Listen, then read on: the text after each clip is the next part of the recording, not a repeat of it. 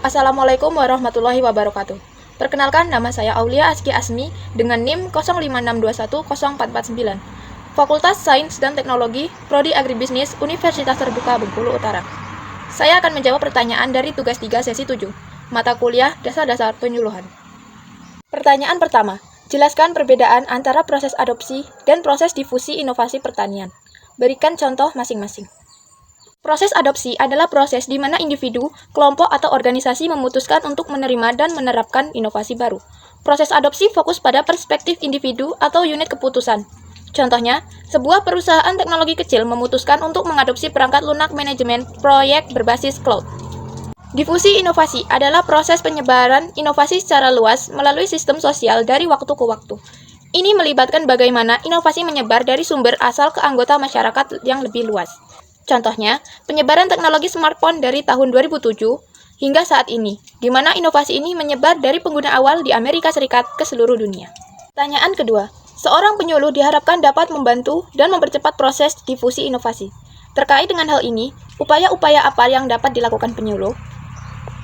Upaya-upaya yang dapat dilakukan penyuluh adalah meningkatkan kesadaran dan pengetahuan, mendorong komunikasi interpersonal, menggunakan metode partisipatif, dan melakukan evaluasi serta umpan balik. Pertanyaan ketiga, salah satu jenis pendekatan penyuluhan adalah penyuluhan partisipatif. Mengapa disebut partisipatif? Sebutkan karakteristiknya dan berikan penjelasan. Disebut partisipatif karena melibatkan partisipasi aktif dari petani dan komunitas target dalam seluruh proses penyuluhan, bukan hanya sebagai penerima pasif informasi. Pendekatan ini menekankan dialog dua arah antara penyuluh dan petani. Karakteristik penyuluhan partisipatif. 1. Keterlibatan aktif komunitas. Artinya, petani tidak hanya mendengarkan, tetapi terlibat dalam identifikasi masalah, perencanaan, dan implementasi. Kedua, dialog dan kolaborasi. Artinya, penyuluh tidak bertindak sebagai fasilitator, mendorong diskusi kelompok atau tukar pendapat. Ketiga, fokus pada pembelajaran berbasis pengalaman. Artinya, menggunakan metode seperti demonstrasi lapangan atau eksperimen kelompok. Pertanyaan terakhir. Bandingkan karakteristik jenis pendekatan sistem latihan dan kunjungan atau LAKU dengan jenis pendekatan partisipatif.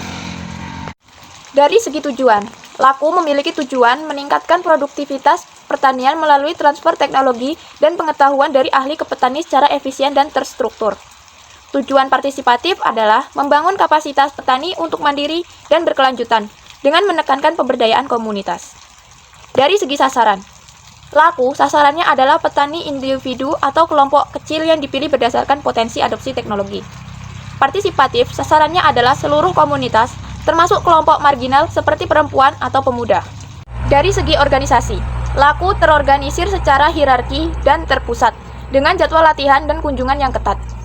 Partisipatif terorganisir secara desentralisasi dan fleksibel, dengan kelompok tani atau komunitas sebagai pusat pengambilan keputusan. Dari segi metode, LAKU menggunakan metode satu arah seperti ceramah, demonstrasi dari penyuluh, dan kunjungan rutin terjadwal. Partisipatif menggunakan metode interaktif seperti diskusi kelompok. Metode ini berbasis pengalaman dengan petani terlibat dalam eksperimen dan pembelajaran bersama. Dari segi peran penyuluh, LAKU, penyuluh bertindak sebagai ahli dan instruktur utama yang memberikan informasi dan memantau adopsi. Partisipatif, penyuluh bertindak sebagai fasilitator atau mediator yang mendorong dialog dan kolaborasi.